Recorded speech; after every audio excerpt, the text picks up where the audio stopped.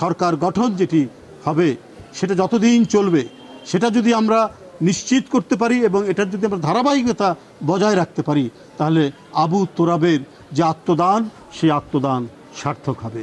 আমরা বিএনপি পরিবার নামে একটি সংগঠন, সেই সংগঠনটি প্রধান পৃষ্ঠপোষক আমাদের ভারপ্রাপ্ত চেয়ারম্যান।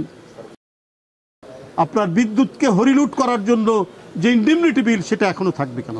এই সমস্ত জিনিসগুলো দ্রুত গতিতে আজকে সেটা এগুলো বাতিল করে জনগণ যেটি চায় এবং জনগণ যাতে নিশ্চিন্তে মুক্তভাবে পুলিশের ভয় ছাড়া, গোয়েন্দা পুলিশের ভয় ছাড়া নির্বিঘ্নে তারা যাতে তাদের মত প্রকাশ করতে পারে।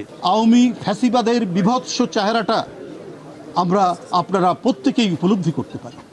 তো এই লোকগুলো যদি এখনো প্রশাসনে থাকে তো এরা তো স্যাবোটেজ করবে, এরা তো অন্তর্ঘাতমূলক কাজ করবে। এটা তো আমাদের বুঝতে হবে।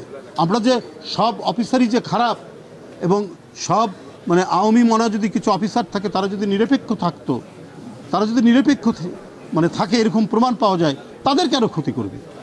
ছাত্র জনতা শেখ হাসিনাকে ঘিরে ধরছিল, প্রথম দিকে শেখ হাসিনা ওটা টেরই পায়নি। শেষ দিন পর্যন্ত সে চেষ্টা করেছে দরকার হলে 1-2 লক্ষ লোককে হত্যা করে হলেও তাকে টিকে থাকতে হবে।